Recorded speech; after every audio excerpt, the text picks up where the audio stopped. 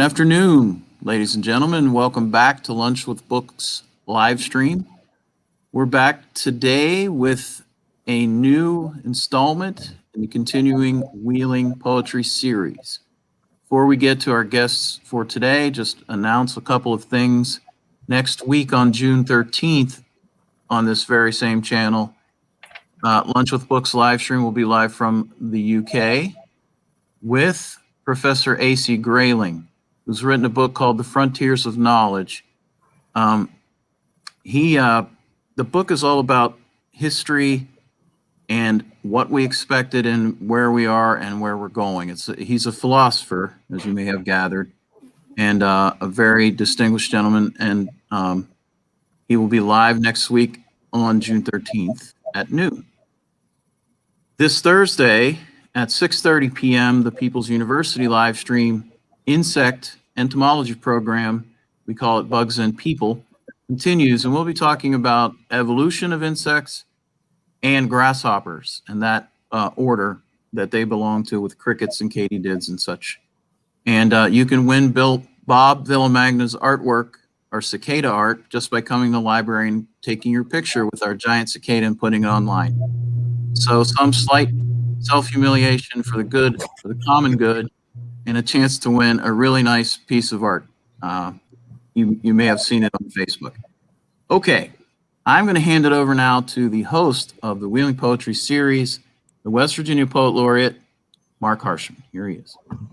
Thank you, Sean. Thanks to the Ohio County Public Library, the finest public institution in the city of Wheeling, West Virginia. So welcome to the Wheeling Poetry Series. It is a really distinct pleasure to have Bill King and Anna Smucker with us here today. Marvelous writers, teachers, and they're going to be sharing their poems with us today. Each of them have new books from the, what shall I say about Finishing Line Press? A wonderful press from Kentucky, edited by Leah Maines, and just doing good work, especially throughout the Appalachian region for many, many years.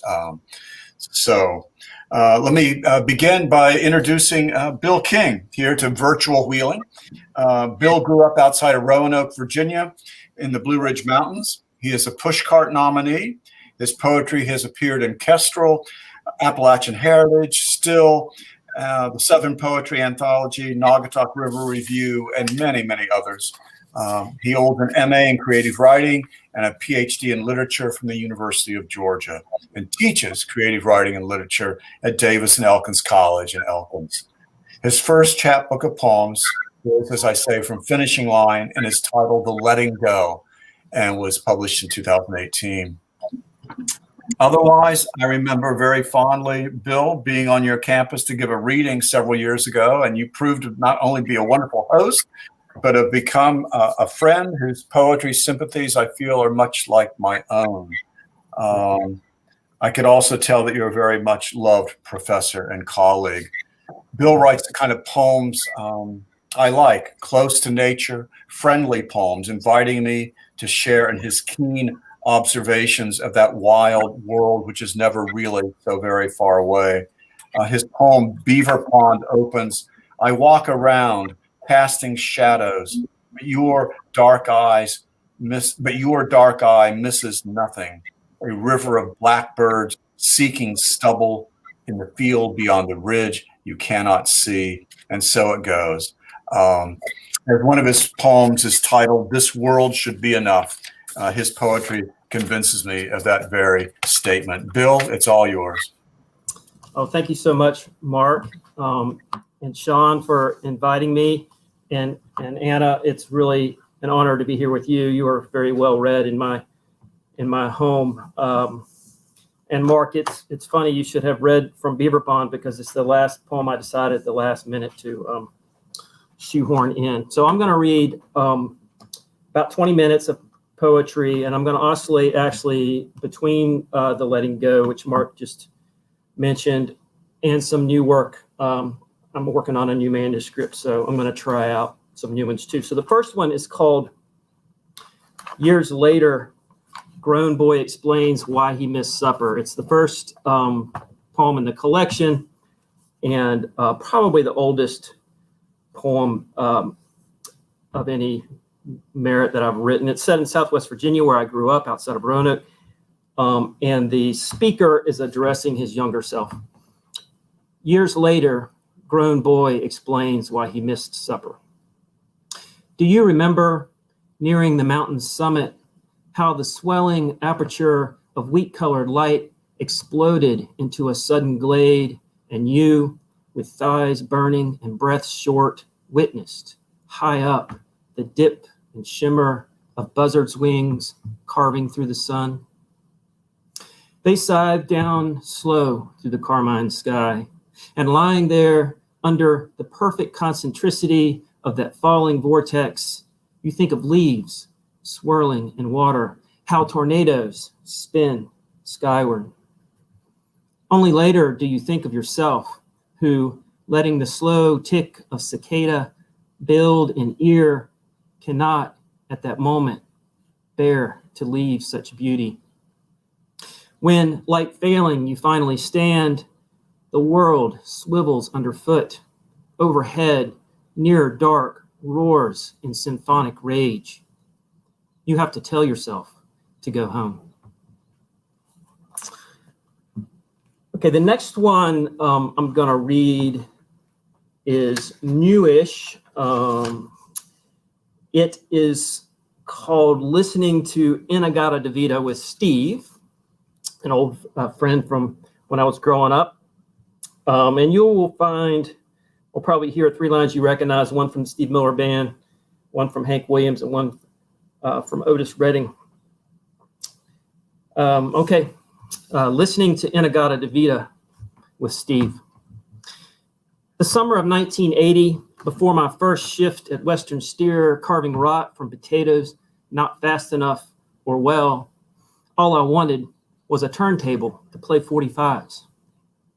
Once I made some money and could make it into town, I would fly like an eagle through the revolution. But usually, I just rode my bike to Steve's, who the girls all loved, his crashing wave of beach blonde hair blazing brighter in the mountains. Though now I know that he was gay and just so lonesome he could cry. We listened to In-A-Gadda-Da-Vida while his mother, shut up across the hall, just kept sitting on a dock of the bay, smoking dope with Otis Redding, wasting time.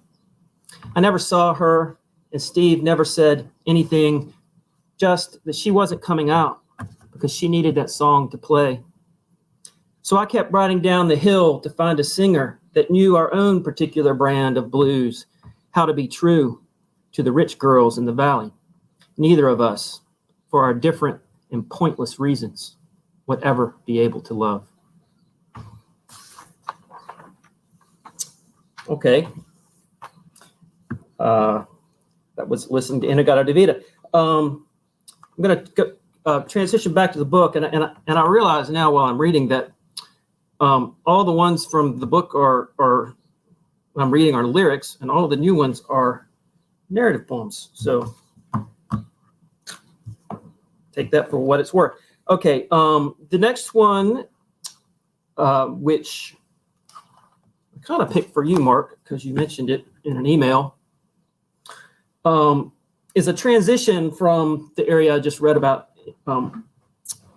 here outside of Roanoke in southwestern Virginia to West Virginia. It's called Along the Stanton Parkersburg Turnpike, which many of y'all know is a historic road that runs from the Shenandoah Valley to the Ohio River. It was designed and completed early 19th century, completed around 1850, and it was prized by both Union and Confederate armies for control of what was then at the start of the war, Western Virginia. Along the Stanton Parkersburg Turnpike. The jonquil, buried forever, it must have seemed in darkness, now rise like small spears through moss and maple leaf. Even after the dinner bell and shouts of children dimmed, even as the old house fell and its good boards were trucked away, the outline of little sons continued to mark where the front door opened like a mouth to the mountains draped in early fog. Come late summer, where corn once marched toward the deep green wood, the Joe Pye and ironweed will reign, as tall as farm boys, waving as they go off to war, not knowing yet that they're not coming back. Okay, I'm going to read another new one, and we'll see how it goes. I've been doing a poem a day with a good friend and poet I've known since graduate school at the University of Georgia, and he's down at Mercer University in Macon. And we've done this the last couple of summers, try to get one out before noon and respond to the other person in the morning and keep going through the cycle. So a little dangerous, but I'm going to read one from this week called Calling Grackles. And it's dedicated to my great uncle Walter, who I would visit in upstate South Carolina, where I was actually born, but moved when I was 6 months old. Okay, it's called Calling Grackles. My last visit, I was surprised he could not rise from bed. It was Aunt Sadie, twisted like a ridge pine by crooked knee and bent spine, who opened the door. Leaning on a 3-footed cane, she tilted her downcast head sideways and up just enough, burst into a smile and shouted, "Lordy Lord, Walter, look who's here," as she, turning, shuffled, waving me in. Down the dim hallway, we moved like a pair of petals settling into a river. Past the row of glass clocks on the mantle I once begged to better see. He'd lift one down and, careful to keep it level, place it on the coffee table so I could watch the crystal pendulum like a little merry-go-round above a pond of gold spin. "When I go, you'll have these," he said, lifting a pair of 10x40s the mill gifted him, a lifelong engineer.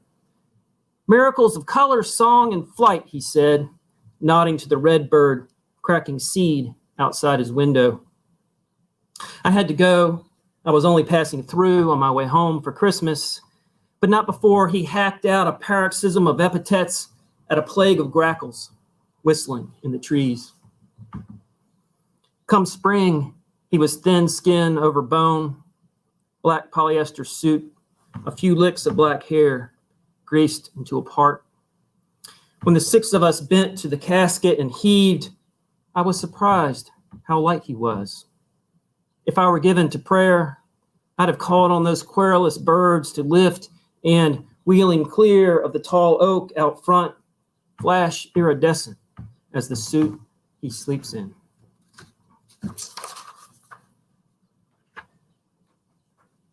Okay, covered up my book there. Okay, so a couple more.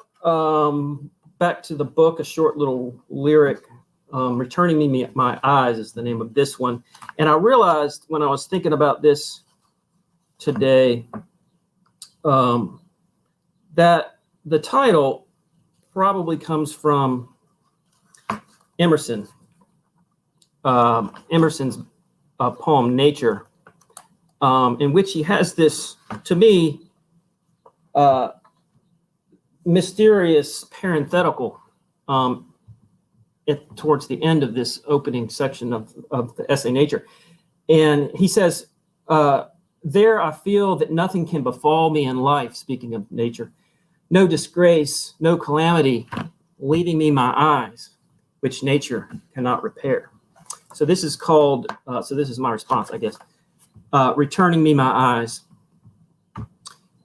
Down here from my porch swing, I hear a raven croaking somewhere overhead. And though my body and spirit no longer align, I rise through oak and maple, magnolia and laurel to where the red spruce reign. No matter why, at some point, everyone travels only in mind, up and out until everything is drowned in a blue roar of sky. And this returns me my eyes and everything to its place, which I see as I descend, where the canopy opens, white-petaled windflower blooms, thick as stars. And there, up on the bank, pink and purple columbine fracture stones, rolling them over centuries down the mountainside. Okay, I'm gonna go, got a couple more. I'm gonna do a new one again. So thank you for being my guinea pigs, I guess. This is another one from this month. And most of you probably remember Hurricane Sandy. So this, the imagery here at the beginning is post-Hurricane Sandy. I think that's all I will say about it. It's called Black Kite. Rain drummed, then tapped all night before changing to snow. Around dawn, limbs popped like gunshots, and 3 days later, I'm 30 feet up a curly willow, looking down on houses, gutter to gutter. Salt melt in the alley. Across the street, two mechanics twisting stubs into a sand-filled coffee can. And fingers numbing, I had no inkling of the body doubling pain that will force me down the ladder into the emergency room to a doc in the box because it had to be cheaper, then back to the emergency room because by then I could hardly stand. Now that I've survived 5 years, albeit cut back by 3 surgeries and 2 bouts of chemo, folks look at me like I ought to know something. Do you pray? They ask. We prayed for you every day. Well, I say, I go for short hikes or sometimes just sit in the kitchen glassing birds. This satisfies the majority. Others nod, though, wanting more. So once I told this one. Last week, a friend took me to the state park, Blackwater, to the cliff overlook. We walked past the slot binoculars and onto a rock slab, jutting like a ship's prow above the canyon. Downriver, dark water, like a black thread stitched through green. I squat, edge towards the rock's lip, then swing my legs into the void. What happened? They ask. Arms prickling, I see again the vulture rising updraft like a kite. Nothing, I say. You should try it. Okay, one more. Which the aforementioned Beaver Pond. Again, I'm kind of astounded that when I was thinking through this, I was like, oh, I'll probably have time for one more. And this is the one I picked. So thank you for remembering it, Mark. Maybe you were sending me a message. So Beaver Pond. And I'll just say, this is a beaver pond that my son and I discovered along the Laurel Fork, which is around here, central West Virginia, above Elkins. And we thought that we weren't going to find it. And when he was 10, he popped over the bank. We were just walking back up the creek, and he found this pond, this beaver pond. I walk around casting shadows, but your dark eye misses nothing. A river of blackbirds seeking stubble in the field beyond the ridge you cannot see. The long gray arm of maple mottled yellow from the dark mouth of woods to the west. Even a little green inchworm that hangs by invisible thread, stretching 2 toes towards your mirror.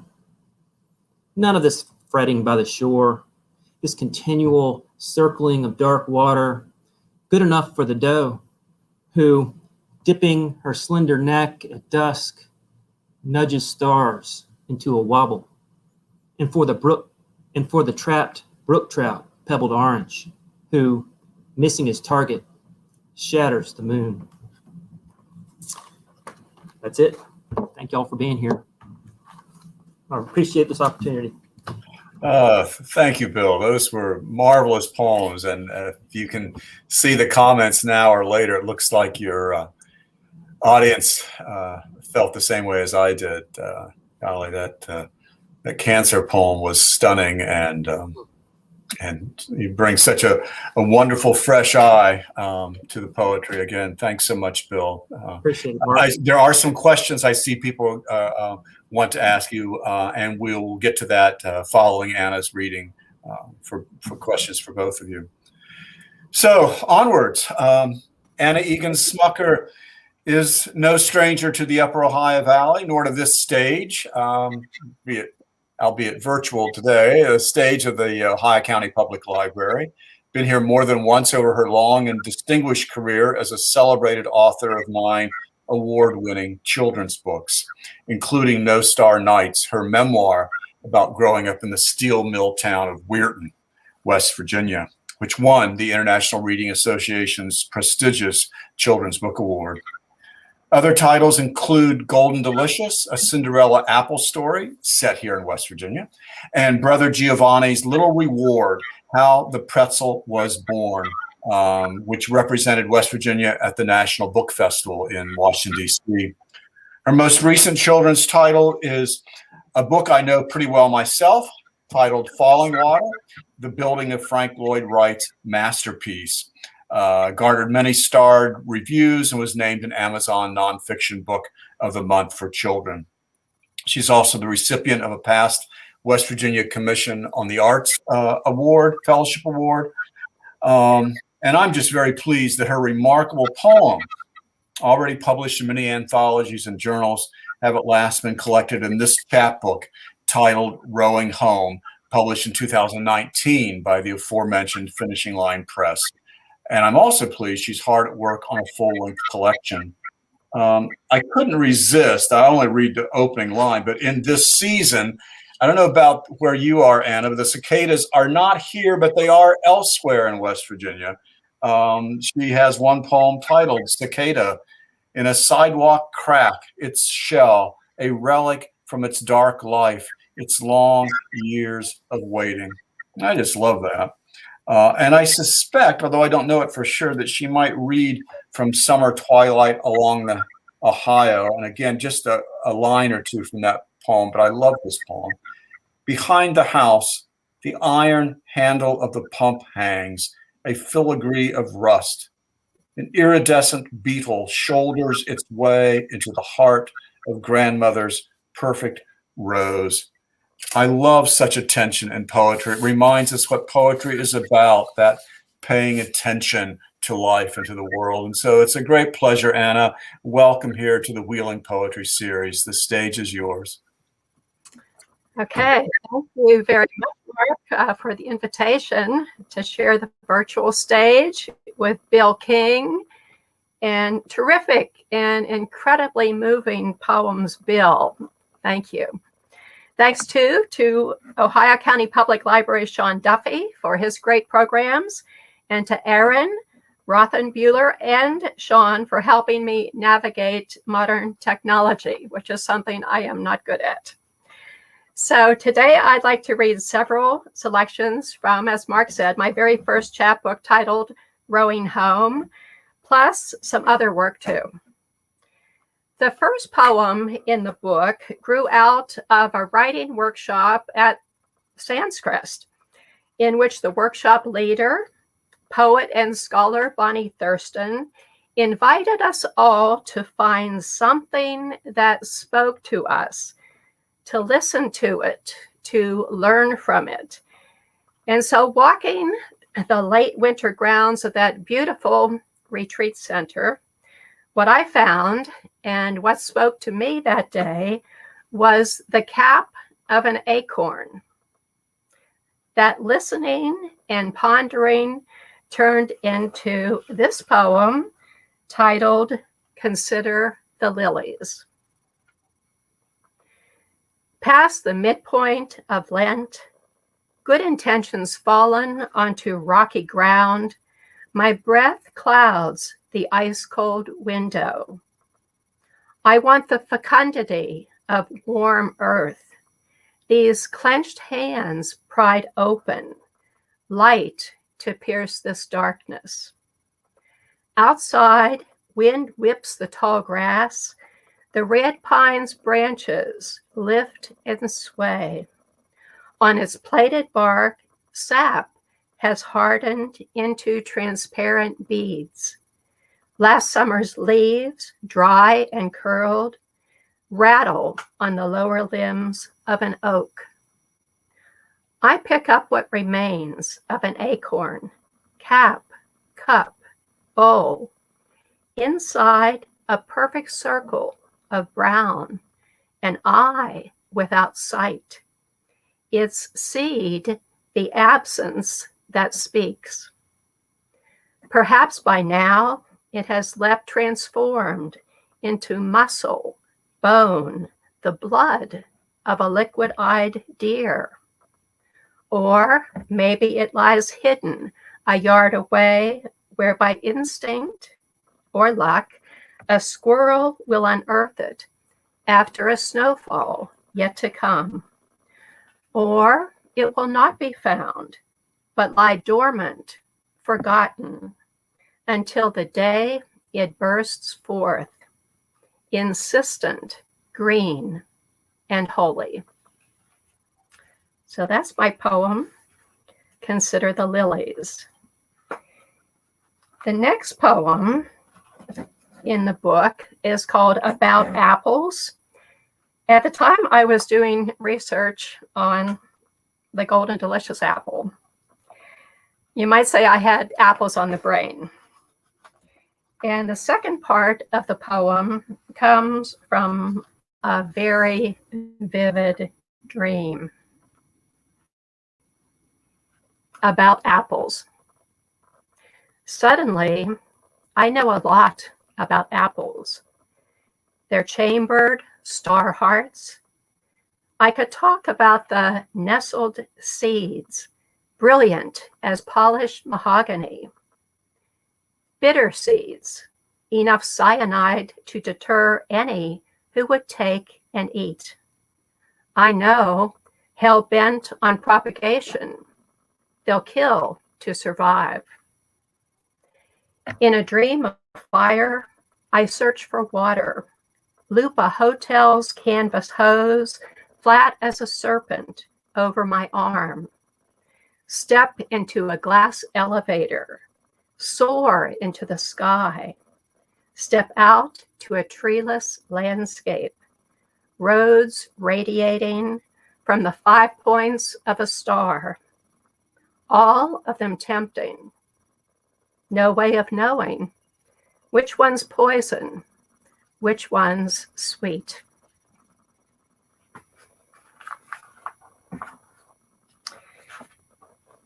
The next poem, right after college, my best friend and I taught school together down the Ohio River in Pleasants County. Just about every weekend, she would drive up Route 2 to Weirton, our hometown, to see her family. And she would come back loaded down with coffee cans filled with Pretzels. I know everybody up in the Northern Panhandle knows what delicacies they are. So this poem is about my friend's elderly grandmother and her Pretzels. It's called Sacrament. Impossibly thin, Angie's Pretzels adorned cut glass Christmas plates. Stalks of wheat embossed the center of the anise-flavored offerings she pressed on family, neighbors, friends. Turning 80, something snapped. Machine-like, she churned them out until counters, cupboards overflowed. In the hot kitchen, her work, her body had grown articulate. Eat, remember me.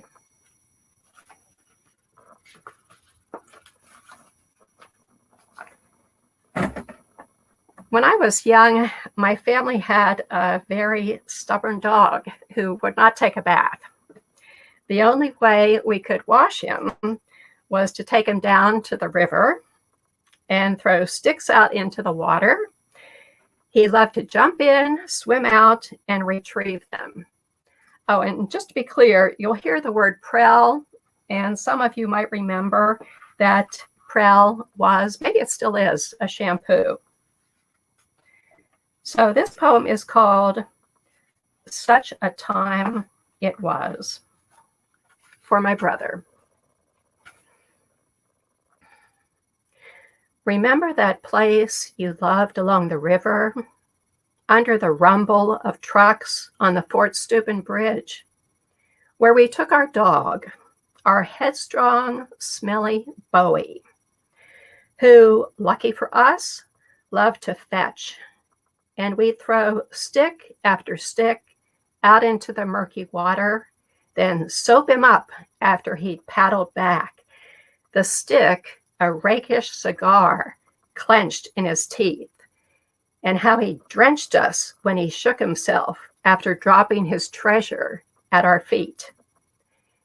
Everything smelled like wet dog and Prel, and we were kids, neither of us knowing anything.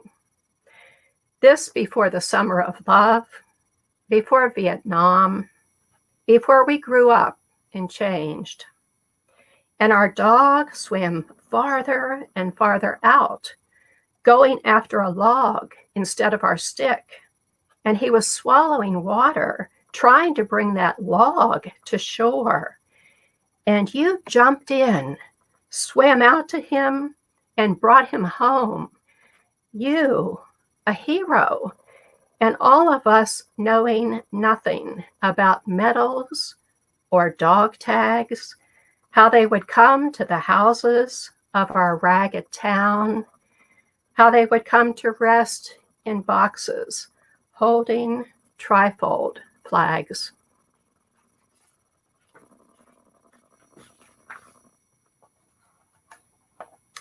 Obviously, I grew up within sight of the Ohio River, so I feel at home whenever I'm near it.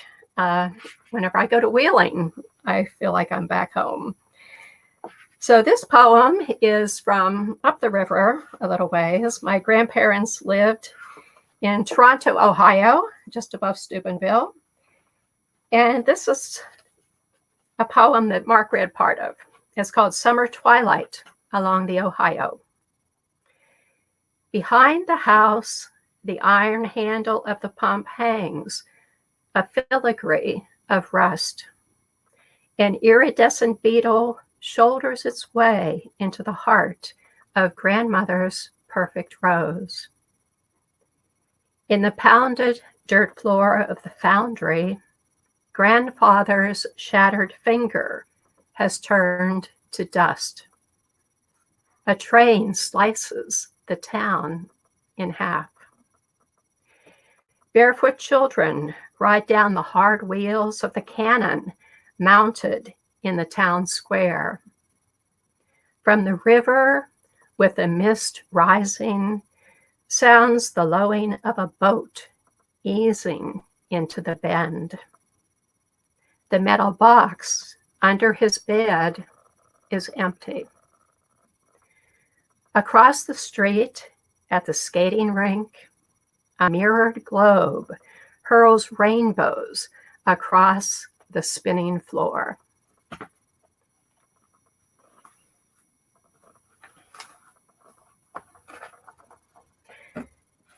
I bet a lot of you have been to scout camp or 4-H camp.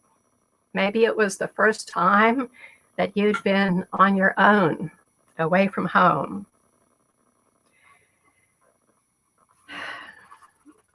I have to apologize. There is something here that is definitely not PC, which that wasn't a phrase we even knew in the 1950s.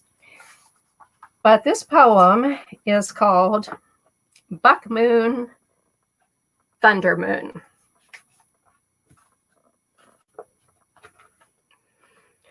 Before mothers handed us stapled stacks of Dear Abby columns about sex, before zit cream, Kotex, and bras, before garter belts, nylons, and heels, delirious with anticipation, we plunged into scout camp at Torch Lake, kayaking, canoeing, stretching bowstrings taut, relays, three-legged races, and snakebite first aid.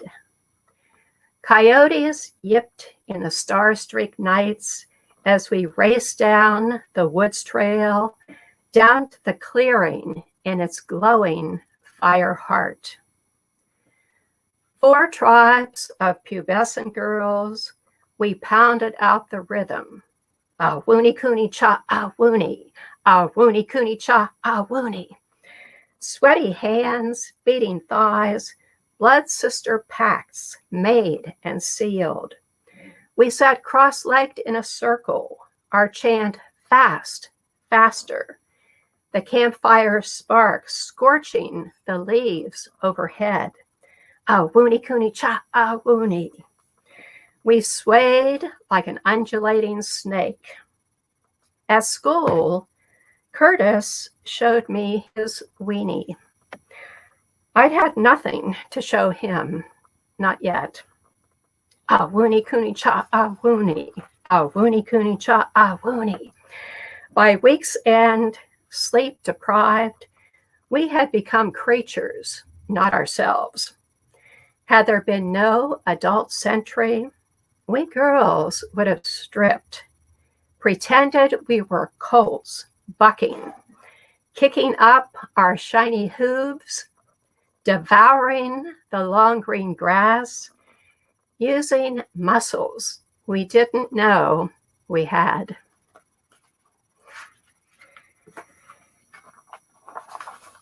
Okay, the next 4 poems are new ones. And the first one is about a real place in the middle of the woods in the mountains over near Canaan Valley. I remember thinking that I had stepped into a fairy tale. It was just so beautiful. It's called Miss J. Spring, when the waters of Corbin and Glady Fork swirl high, you might run aground where they meet, churning, whirling around Turtle Rock Island.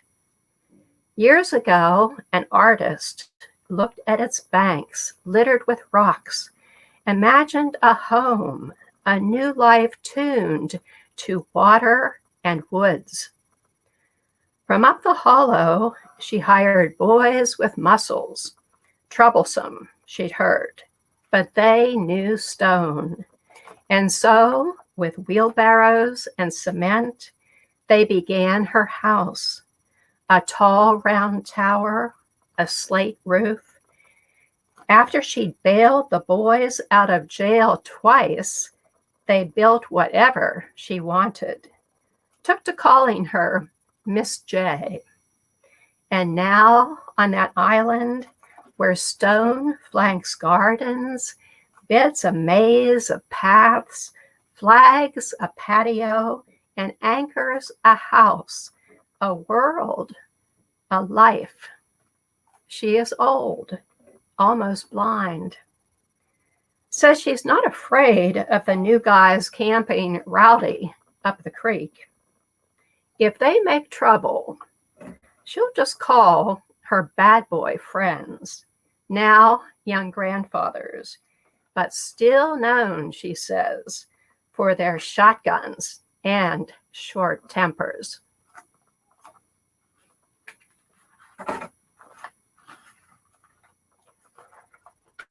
With this next poem, we're back along the Ohio River, this time in the 1950s. Before my family moved across the river to Weirton, I guess I was about 8, we lived right along Route 7, which in those days was called Stanton Boulevard and then it was renamed Dean Martin Boulevard. But anyway, between us and the river were the railroad tracks.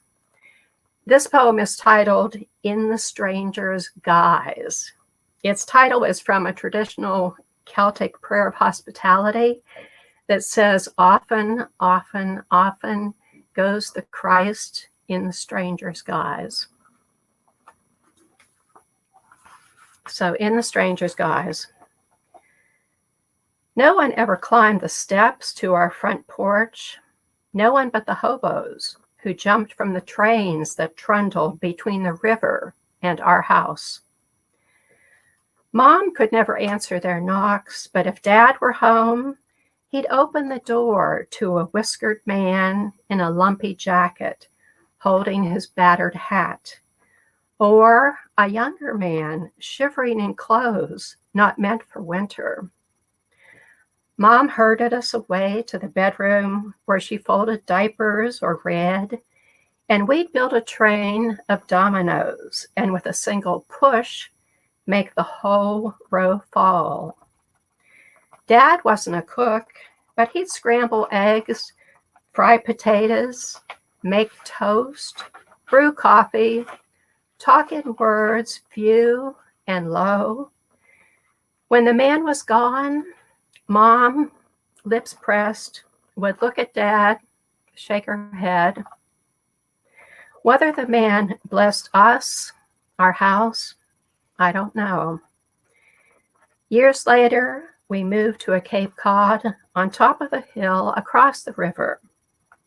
We couldn't see our old house, but we could still hear the trains wail as they passed, one after the other, night and day.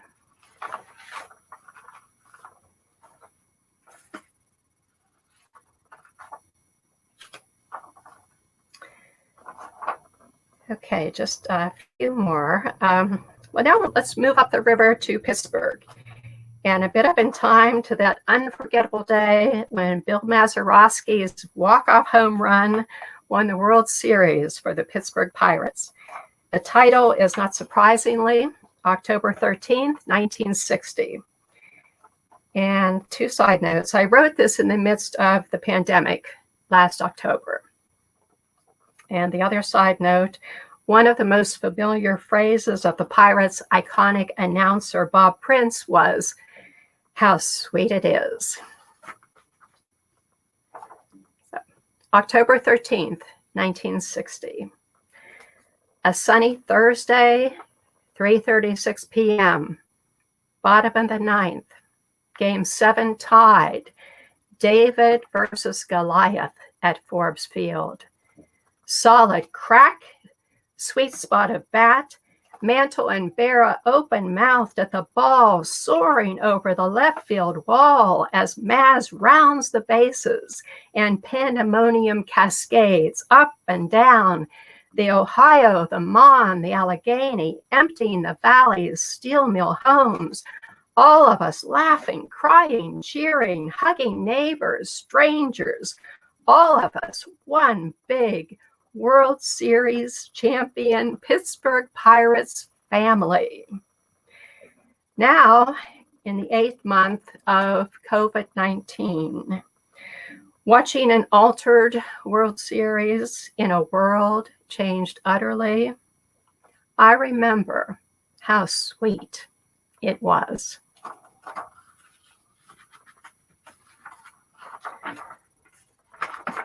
Okay, just two more. I live in North Central West Virginia in Harrison County, and I've spent more time than I'd like, probably like you too, sitting in the waiting room of the local car repair shop.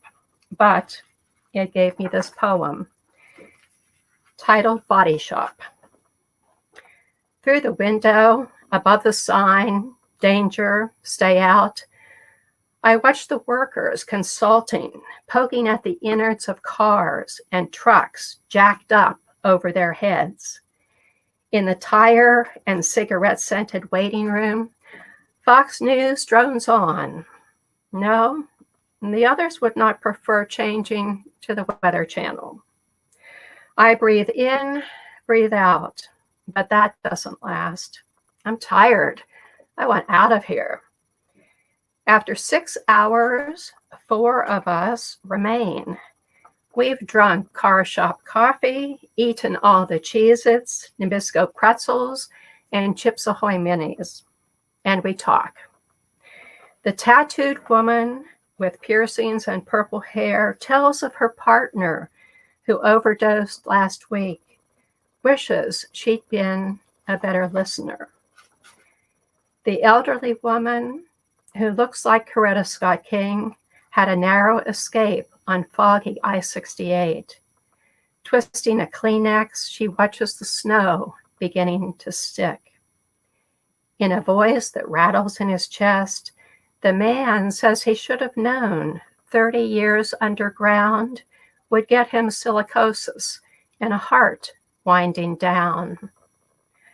I look at these weary people on these god-awful plastic chairs and give thanks for the steady rhythm of my heart.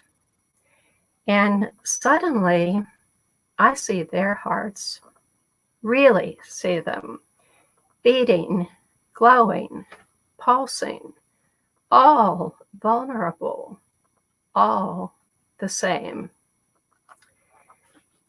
I'll end with the last poem in my book, Rowing Home. It's called Sanctus, and it's after Thomas Transtromer's poem, Kyrie. At times, my life splits open into light, like a stream carving a new course after 100-year flood. Moments of mirage, sand as silver water. It is like being caught in a riptide, watching the shoreline recede and trusting. Thank you.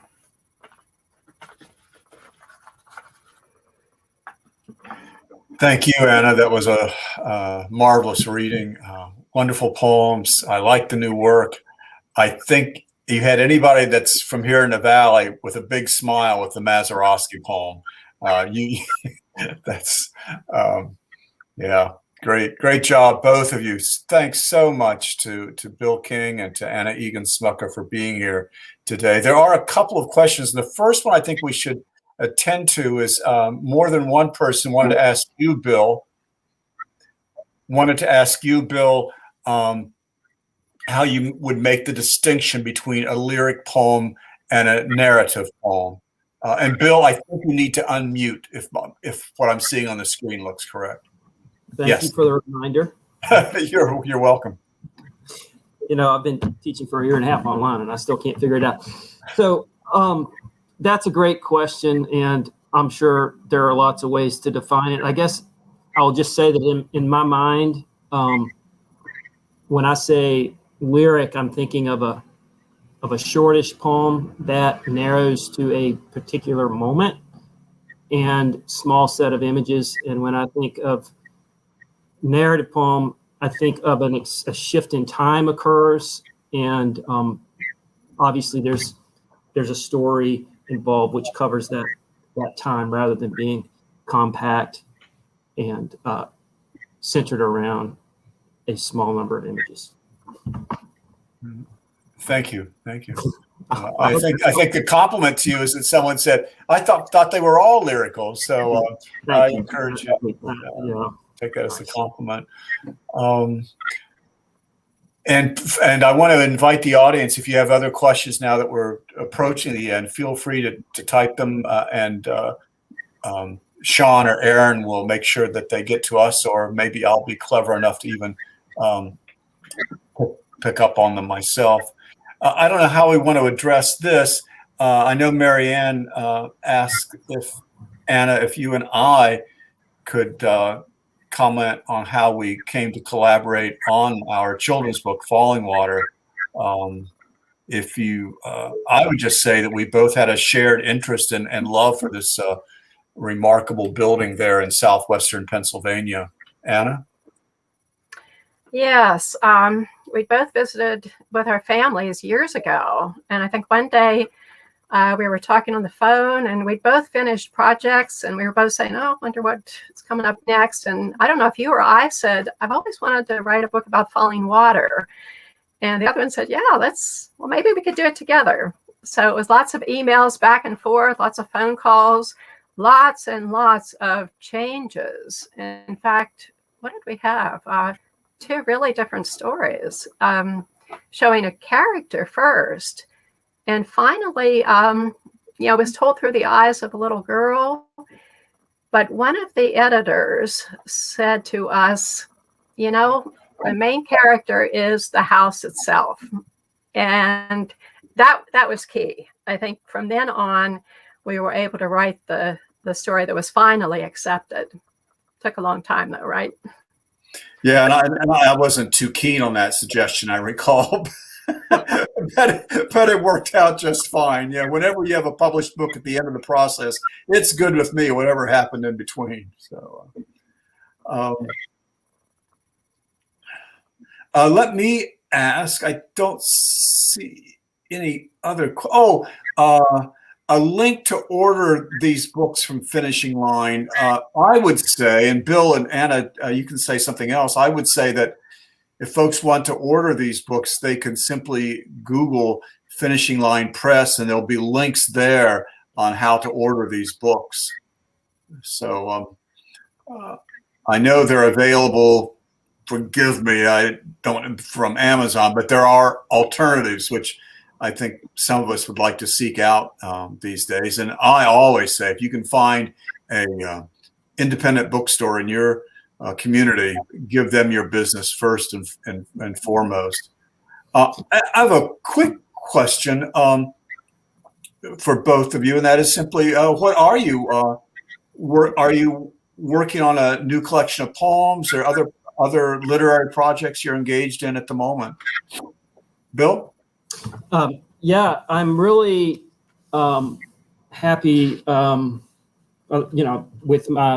With the college, I was able to get a sabbatical in the fall. Ironically, that poem that you mentioned, Mark, the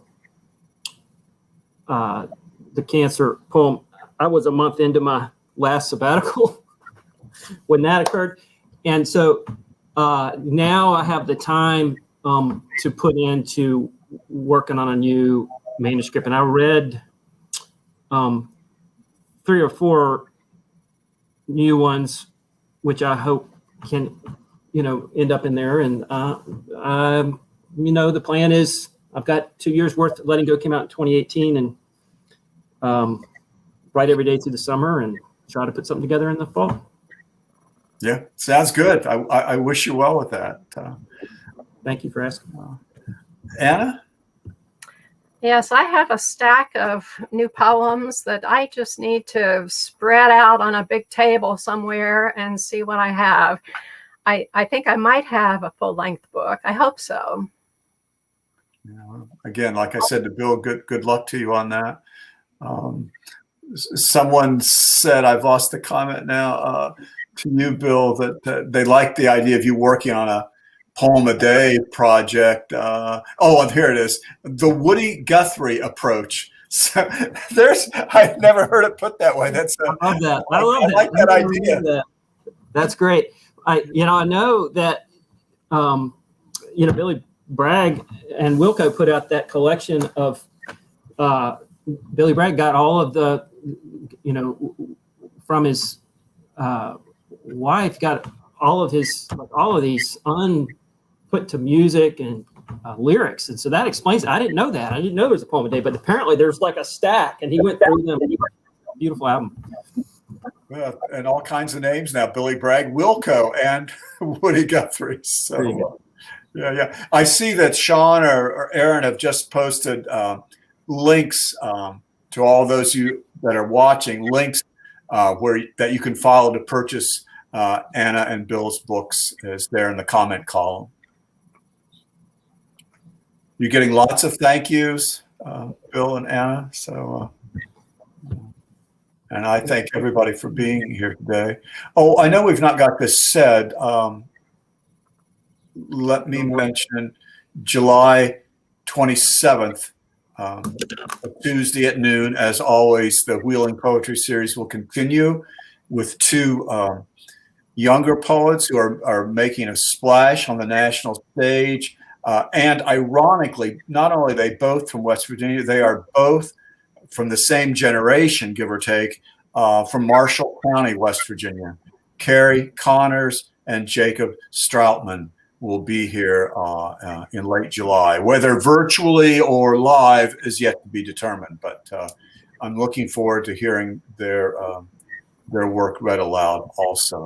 And stay tuned. It's not definite yet, but we will be starting our, Sean, Aaron's 6th, 7th year of the Wheeling Poetry Series this autumn. And so again, many, many thanks to the Ohio County Public Library for supporting this program and so many other programs that are so important for our community.